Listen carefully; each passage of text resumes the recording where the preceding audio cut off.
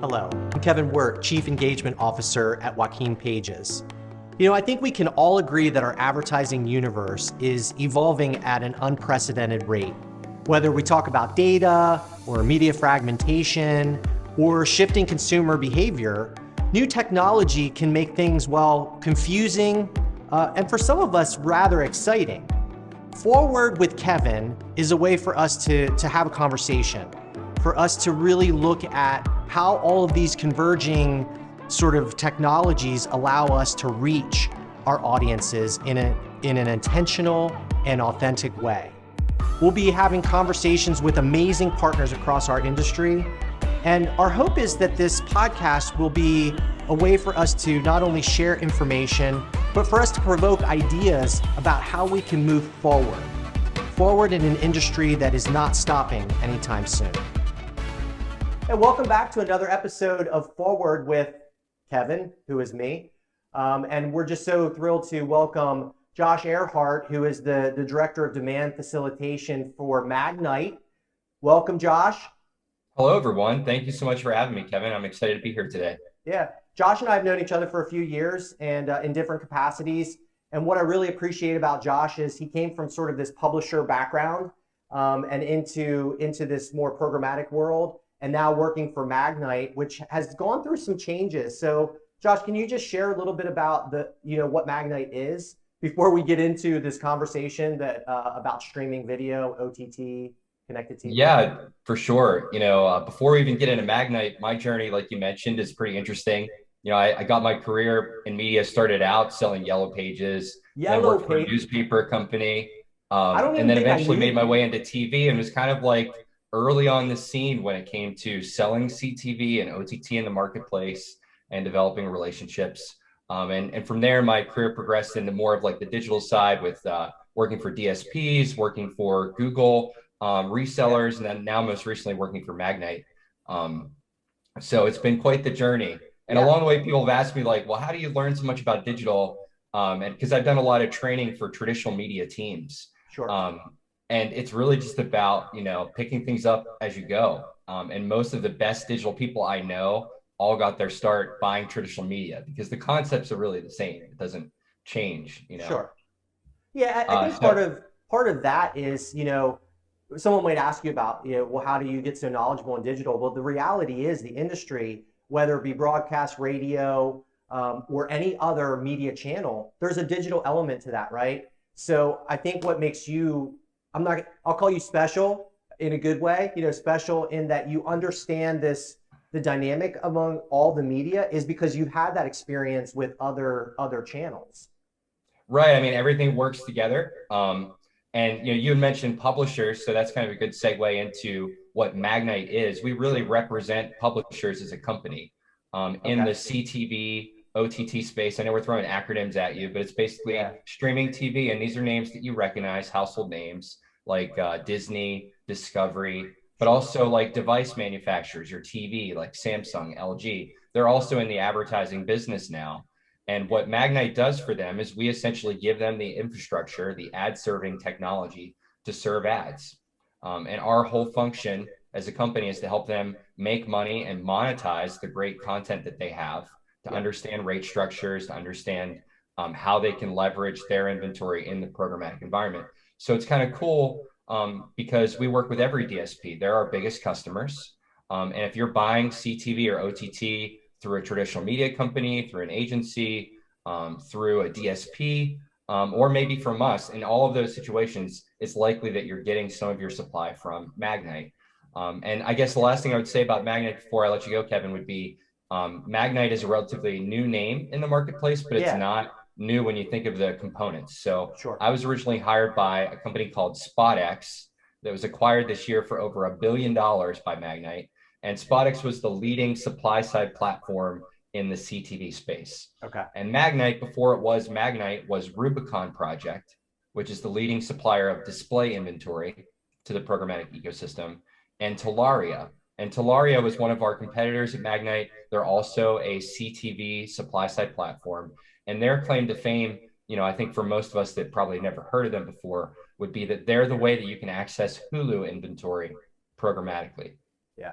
So the combination of all these companies is Magnite, and we really represent the supply side platform space. We're the largest independent supply side platform in the industry. Yeah. So let me just back up a step, because I think the idea forward with Kevin is really it's briefly to educate, right? It's to talk about strategy and really solutions that are available to a lot of brands, advertisers, or even agencies. And but I know that there's some, because I've had many conversations over, especially over the last maybe 12 months, where we do throw a lot of acronyms. And when you look at this digital universe, it's mind blowing for media professionals alone. Someone that maybe have a mid-sized company is like, how do I tap into a Hulu or some other kind of digital platform? And so you're going to hear, and we're going to talk. Josh and I are going to have a conversation about a lot of different things as it pertains to that digital universe and the benefits of looking at a supply side. So just real briefly, so when you're talking about linear TV, we're talking about cable, we're talking about specific programming that is traditionally purchased the way that media buyers purchased it. When we talk about OTT, over the top or connected TV, we're talking about serving within those programs on a streaming service, right? So if someone has a on-demand subscription through Sling or even through gaming systems, where you are actually streaming that inventory, you don't have a cable subscription, right? That's our ability to serve those video ads through a Hulu or another one of those services. So there's a ton out there. And when you look at that map, that's where it gets a little bit like, whoa. The other thing is, you mentioned the demand side platforms, so DSPs. DSPs, and correct me if I'm wrong. So when I talk about serving digital inventory, right? I reference DSPs and the supply side, so SSP, like Magnite, as almost, and you're going to probably say not exactly, but more of like a retail wholesale, right? So you're supplying the inventory, that the ability to serve inventory for all of those demand side platforms that a lot of agencies and a lot of brands are using, because it's this really incredible system of bidding and buying inventory, sort of as like a stock exchange, right? So you guys are sort of that first step in the way that you're supplying. Is that accurate? I think, if I were to try to like simplify what it is that we do in this whole economy in the easiest terms possible, you have agencies and brands that want to buy digital inventory. Yeah. And all programmatically means, as a term, is they're using a computer program to do it. So a DSP, or a demand side platform, is really a buying tool. It's a tool, a computer program that's designed for buyers to buy inventory. And what makes DSPs unique usually is the targeting capabilities they have, the relationships that they have, and they kind of like vary. Yeah. So a supply side platform, if we're kind of following along with this analogy, is a selling tool. So we build software for Disney, for Discovery, to help them sell their inventory in a way that's going to give advertisers the best experience. So the things that we try to solve for are making sure that you don't see the same ad 12 times in a row, right? Why would that matter? We also want to make sure that for Disney and Discovery, that Shark Week, like their best programming, gets the right CPM. Or if you want to advertise in the Super Bowl, that you're only able to advertise in that content and nothing else, right? Yeah. So what we do is we really focus on serving the publisher community. Okay. I think where it starts to get interesting is that it's never that simple. It's just buyers and sellers, right? So even within the DSP space, within those buying tools, you have tools that are sitting on top of tools. And what it does is it creates layers in your buy. Before you know it, when you go to place, a media buy, you're transacting with selling tools, buying tools, and along the way, your buying power is getting diluted. So where Magnite works with agencies and brands most often is just connecting them directly to the inventory that they want. If you say, hey, I want to advertise on HGTV, we can just get you hooked up with HGTV. and make sure that your budget is going directly towards buying the media that you want. Yeah. And that really helps TV like advertisers because they just want to build a schedule, you know? Yeah. So I absolutely, I'm with you 100%. And I think, what I want to do is sort of get into why this is one of, if not the most relevant topic right now in the industry is, we're still coming out of the pandemic, right? Where we saw time on a device just go through the roof. And a lot of those platform or a lot of those publishers or networks were scrambling, sort of trying to capitalize or give our homes the ability to watch fresh programming. So it's a long way to say that I have a statistic here, and there's tons of statistics. I know you have statistics that we're gonna look at. But streaming time in 2020, streaming time increased 75%. And you'll see numbers, right, Josh, about people cutting cable at an alarming rate, or maybe some people have cable, but they also have multiple streaming services. So I think the reason why this is so powerful is brands are saying, okay, if you look at the time spent on the device, why are we not just sort of doing this particular tactic?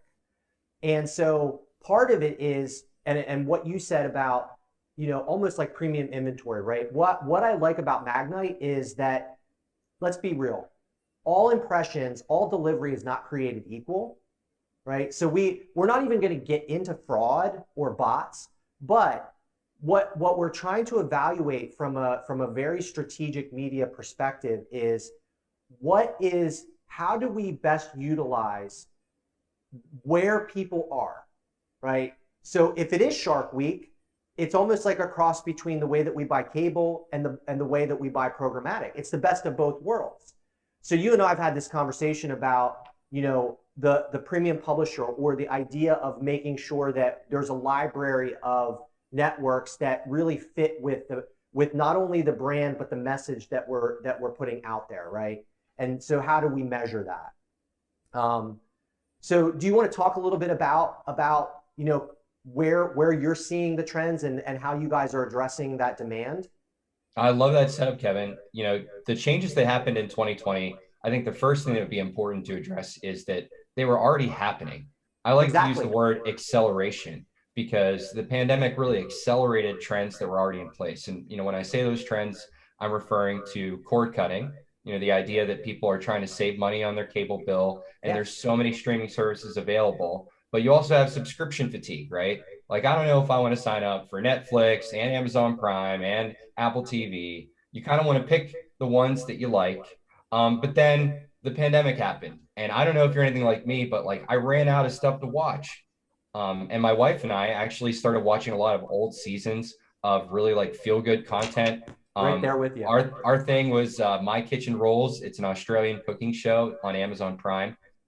And the point here is that people watch ad-supported content, and you can go out there in the street and ask people, do you watch ad-supported connected TV content? And they'll say no. But the reality is that 4 out of 5 people see ad-supported CTV ads on a weekly basis.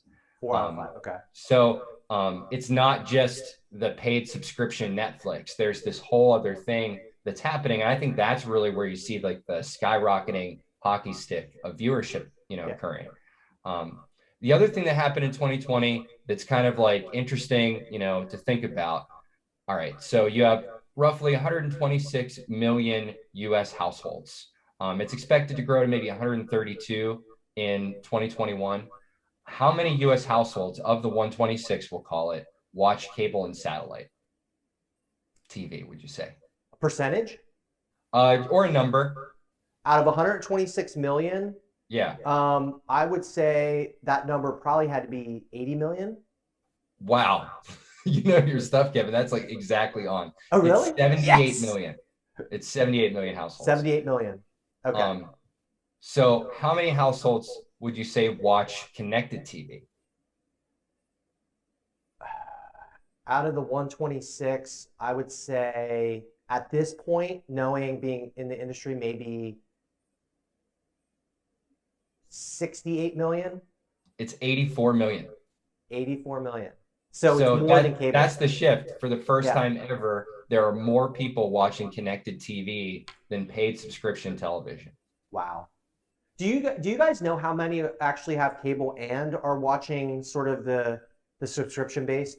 I have the inverse of your question ready to Okay. go. I don't have that stat because it's really hard to get that information and it varies based on where you are in the country. Yeah. But what I can tell you is that 41% of the television viewing audience can only be reached by CTV. Okay. That's the CTV only audience. So, let's go back to your question earlier, like why isn't the change happening faster? Like why aren't brands just advertising more in CTV? And I think the answer there is that it's misleading and it's confusing sometimes.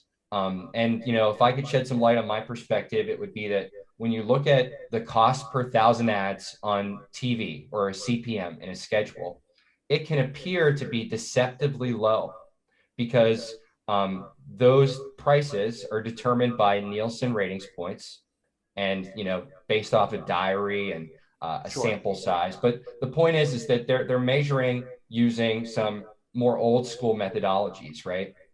And less people are watching traditional TV. As I said, 41% of that viewing audience is only available through CTV. So what happens is you're paying that low cost, but to reach the same small bucket of people. And there's this other group of people that will never, ever see your ad, regardless of how much you spend, right? So when I say that CPMs in CTV are in the 30s, it might not look as attractive compared to linear TV. But when you start to adjust your cost in linear TV for the audience that's actually there, CTV actually looks a lot more efficient and affordable because the targeting is better. It's more specific. Yeah. Do you think one of the challenges too is that there's an unfair or maybe fair or unfair way that you measure linear TV? So the reason that you would use linear TV versus why you're using OTT. And so I think it's this catch-22 of a click or what is the measurement of a digital ad, right? So it sort of hovers between traditional media and a digital attribution model. So do you think that that's part of it? Is that I get what you're saying, and I love that graphic of you're reaching a percentage of on a network program of your intended audience at an X cost per thousand. But when you're specifically using OTT CTV, it's much more targeted. But the way that you're evaluating the success of that cost is different than linear. Does that make sense? Yeah. So with a linear buy, you are going to cap out on the reach that you can get very quickly. Yeah. And at a certain point, you're only buying additional frequency.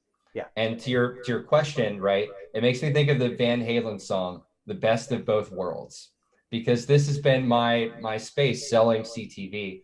And I talk to agencies and brands, and what they want is the reach and power in TV, but the measurement, specificity, and accuracy of digital.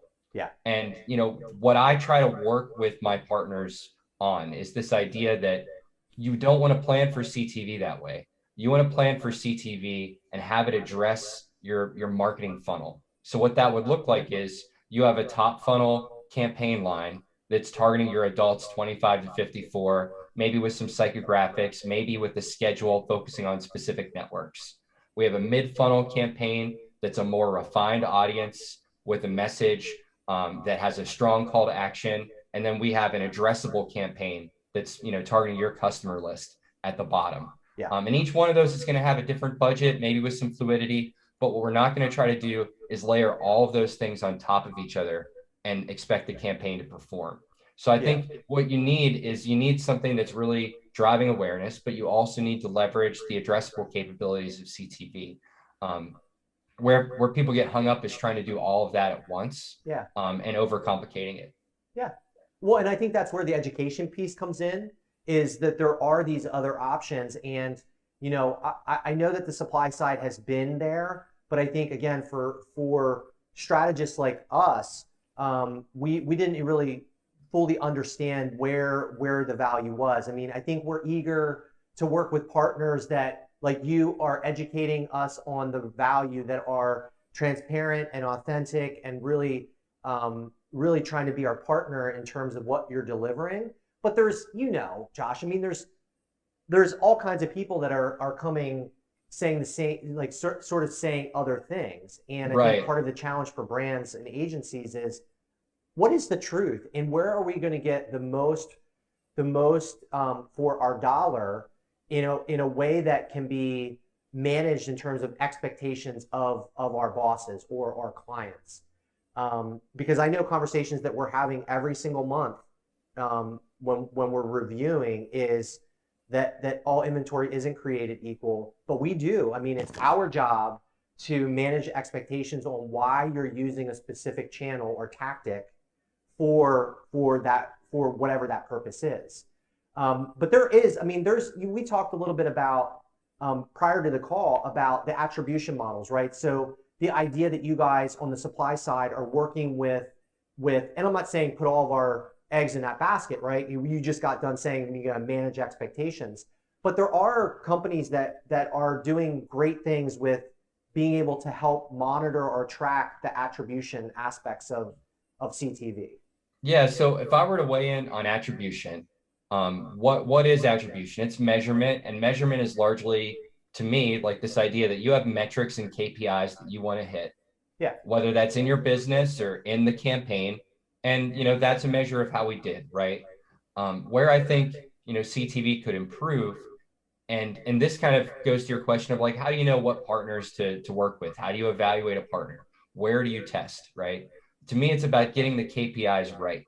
So if we revisit that funnel concept and we look at awareness, the top, and I would argue that's where the majority of your dollars should be spent in CTV right now, is in that awareness bucket, because as we've talked about earlier, and I can give you some more data as to why, viewership has moved, the cheese has moved, and you need to reach those eyeballs. So in an awareness campaign, to me, your KPI should be delivery in the best premium content possible that aligns with your target audience. And you want to look for partners that have that transparency, that can show you specifically what publishers, what device mix, that give you control to pick. And then also based on kind of the scale and reach of your buy, can look at things like brand lift, right? That's getting into attribution, frequency, reach, what shows did you advertise in, what day parts are most effective for you. And this all sounds like traditional TV because it's very much empowering those minds to use what they know, which is very valuable, to plan for, a reach-based media campaign. Now, as you start to get deeper in the funnel, then we start to look at conversions. What was the lift in people filling out forms on my website? Sure. We can pixel your website. We can look at, incremental changes based on a campaign. Yeah. But I think, when you start to look at conversions, inherently that leads to, well, can I buy CTV on a cost per action basis, a cost per conversion basis? Yeah. And for a while, the answer used to be no. Like, hey, this is like a $32 CPM media. It just doesn't work that way. Yeah. But it's interesting. I was on a call this week with the Magnite DR team. And what we do is we work with traditional DR advertisers that you would see, at 3:00 in the morning on cable, that are used to buying just a ton of impressions for like $2 CPMs. And what's so interesting to me is that they're seeing the shift too, right? They are still having the same challenges that a normal TV advertiser is having, because there are less people, even at 3:00 in the morning, watching TV. So even with, the changes in CPMs with CTV, we're working with those advertisers too and helping them see a return, because it's just about where the eyeballs are. So like, if I could bring that full circle for you, nobody ever fights me on the fact that people are watching CTV, because it's like, hey, I'm watching CTV at home. I think advertisers just have a challenge with how do they buy it. And there's so many shiny objects out there about, well, we have the best targeting, we have addressable. Sure. I say you should test your mid funnel and your bottom funnel capabilities with partners like that. But when it comes to reach, you really need to find a key partner that can get you the inventory that you want and ensure you that your money is going to that inventory. And at the end of the day, that's going to make sure that you get the best results. Yeah, It's there's a just like level of TV.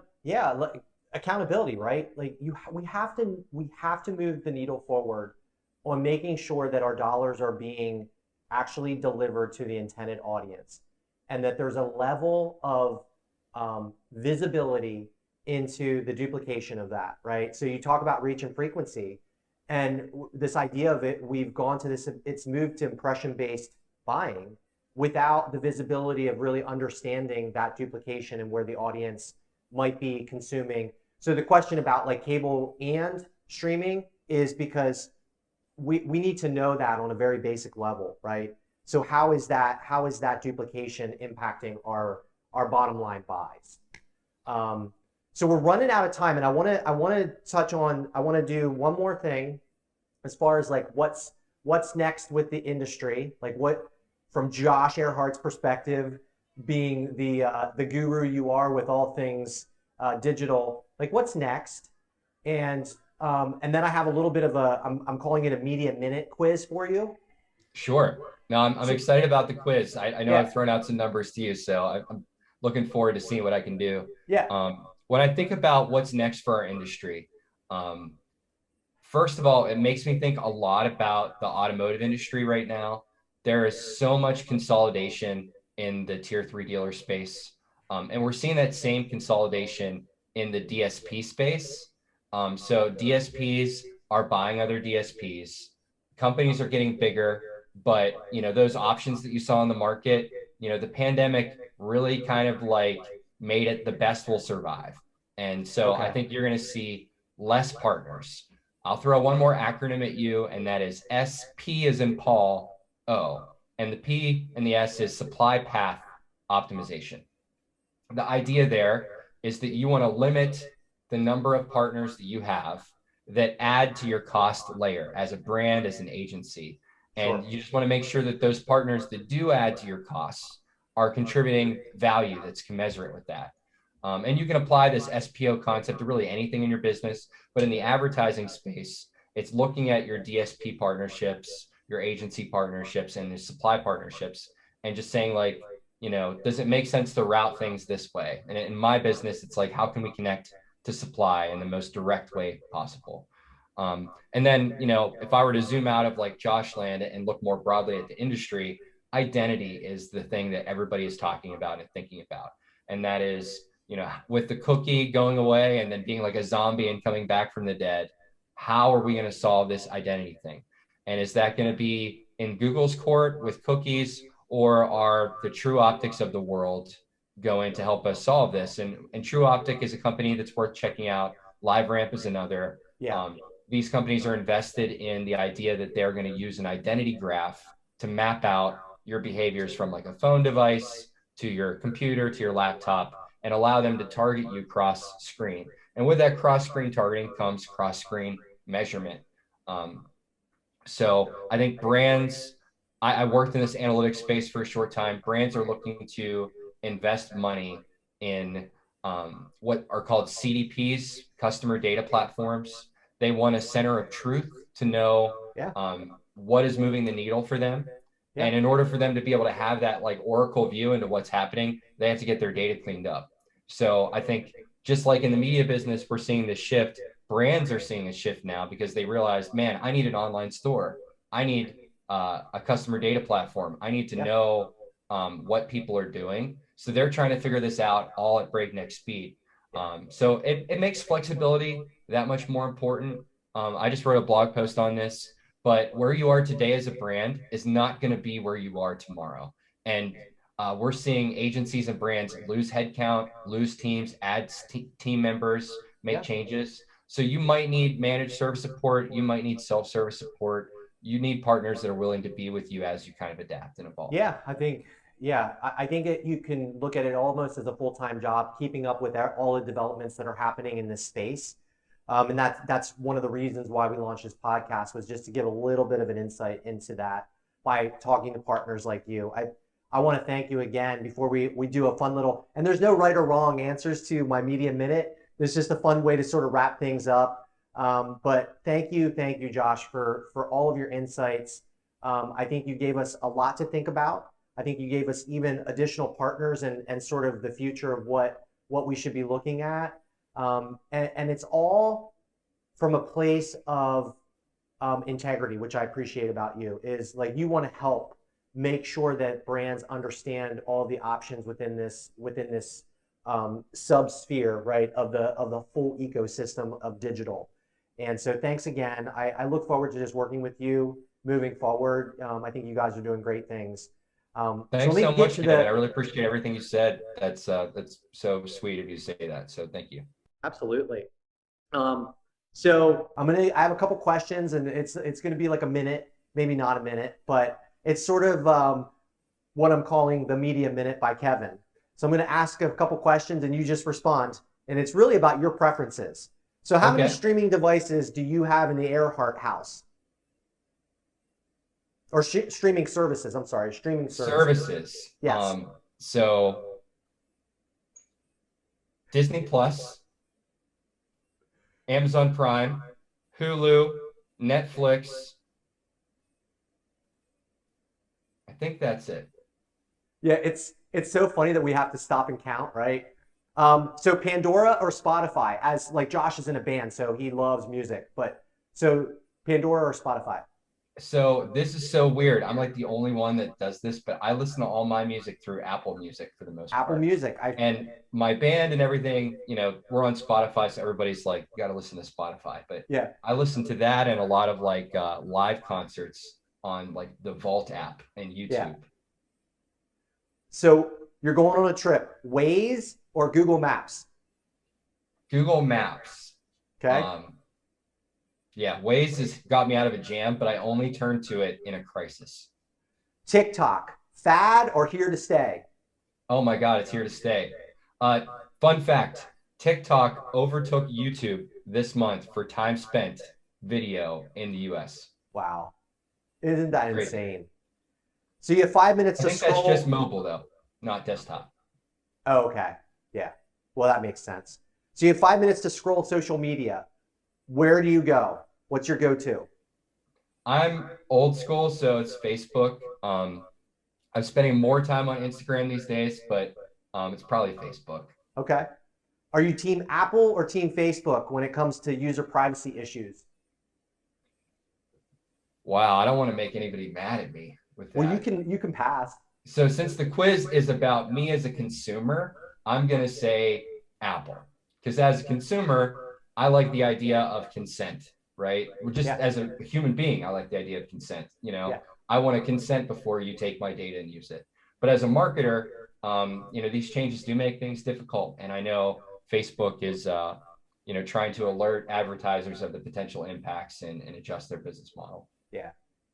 Ad blockers, yes or yes, I want an ad blocker, or no, bring on the ads. I love them. So the ads are what keep the internet free. That being said, I use an ad blocker. That's awesome. Man, you're like hanging me out to dry here. I'm gonna get an email from Magnite saying, what are you doing? Josh? No, it's all good. Hopefully not. So best original series, content series, and what platform is it on? You mentioned one about the cooking show, but My Kitchen Rules is actually a Channel 6 Australian broadcast TV show. So that was made by Broadcast. Nothing like an abstract answer for there. I just got done watching Loki on Disney Plus. It was incredible. Love that. But I think everybody's watching that show, so that's not really a good tip. The other one I would say that I liked a lot was Mayor of Easttown, and that was on HBO Plus or HBO Max. I'm sorry, and that was nominated for a bunch of Emmys. Wow. Okay, I never heard of that, but I'm old. And last question. Kind of thing. Last question for you, very important since you're in Pittsburgh, right? Pittsburgh Primanti Brothers sandwich or a Philadelphia cheesesteak? I saw this thing on Barstool Sports of a Philadelphia cheesesteak inside of a New York slice. What? Yeah, like you fold it up and it's called the Philly taco. So that's what I choose. It's the Philly taco. That's what you choose? Yeah. Adam Golem, if you're watching, I love Primanti's bread. I think I would prefer the Philly cheesesteak. All right. Good stuff, Josh. Thanks so much. Now everyone knows your viewing habits and food preferences. But I'm thanks just going to again be for sitting taking here time. watching Amazon with the cheesesteak. You know, Yeah. that's how you need to think of me. Yeah. Well, thanks again. And for all those that just tuned in, thank you for your time. And we just challenge you and encourage you to be intentional about the way that you look at media channels and challenge the conventional, ask questions, because that's the way that we're going to grow as an industry. And we're going to move this industry forward together. Thanks a lot. Thank you.